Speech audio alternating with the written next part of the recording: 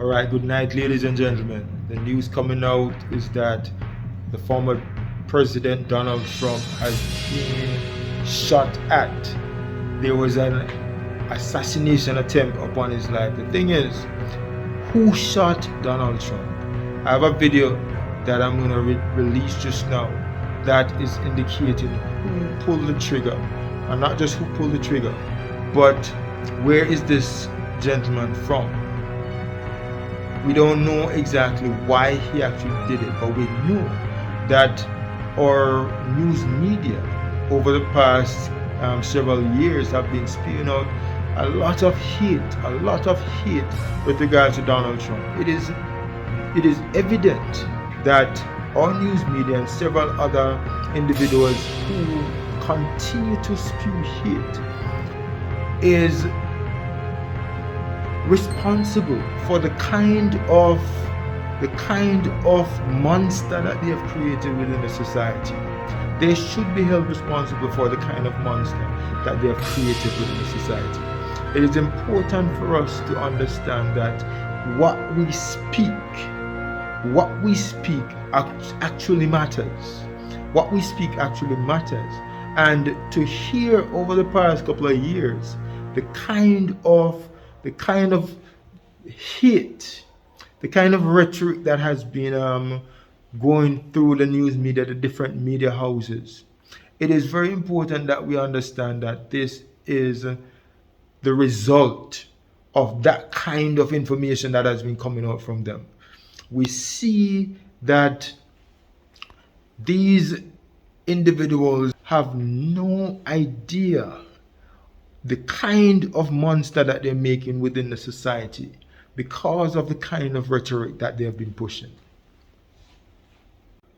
Even though we see that the trigger was pulled by this young individual, it is important for us to understand that this person, his mind was cultured in a way that would actually cause him to take this rifle and go to the top of that roof to actually pull the trigger. So it means that there is an environment that actually cultured his mind to actually do this.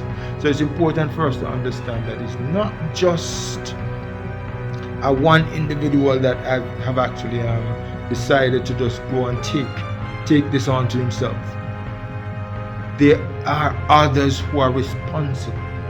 And we as individuals within the public eye, especially if you're on the international scene, we should understand that our voices are heard internationally. And not just that, when you speak, you must understand what you're talking about, understand that it has impact, right? And when you spew certain type of rhetoric, certain type of hate, it is important to note that individuals will respond. And we see this hate that was coming out through the news media over the last couple of years. And we understand that it's possible that they did it deliberately. But guess what? We see the impact of it. We're seeing the impact of the kind of hate that has been spewed out by them.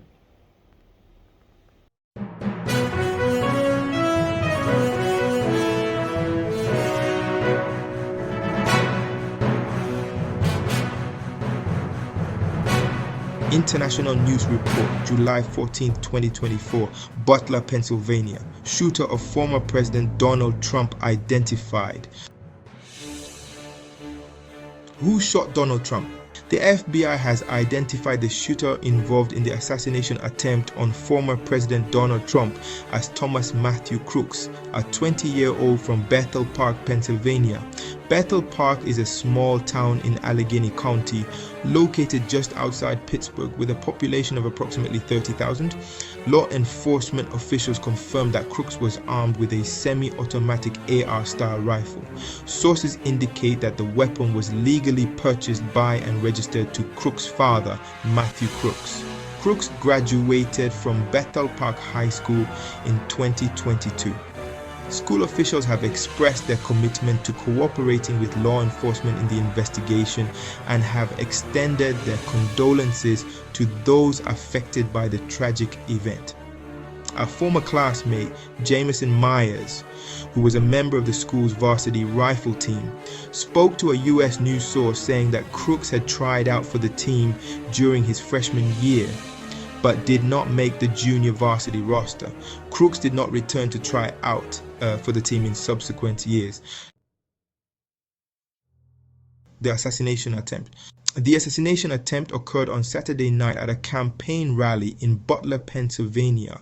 The incident resulted in the death of a spectator and critically injured 2 others. The shooter, Thomas Matthew Crooks, fired 8 rounds before being neutralized by Secret Service snipers. Former President Donald Trump was seen touching his ear as the shooting unfolded. He was quickly shielded by Secret Service agents and escorted offstage with visible blood on his face to a secure location. Trump later confirmed in a social media post that a bullet had pierced the upper part of his right ear. I knew immediately that something was wrong when I heard a whizzing sound, shots, and felt the bullet ripping through my skin, Trump stated. There was much bleeding, so I realized what was happening. The Secret Service confirmed that Trump was safe and had been taken to a local hospital. He was released a few hours later. Investigation and response. Authorities stated that the gunman was fatally shot by a Secret Service sniper. The FBI has indicated that Crooks appeared to be a lone actor, and the incident is being investigated as an assassination attempt and a potential case of domestic terrorism. President Joe Biden condemned the shooting, stating there's no place in America for this kind of violence. Congressional Republicans have initiated an investigation into the incident, with U.S. Representative James Comer, a Republican from Kentucky, chairman of the House Oversight Committee, requesting Secret Service Director Kimberly Cheatle to appear at a committee hearing on July 22nd.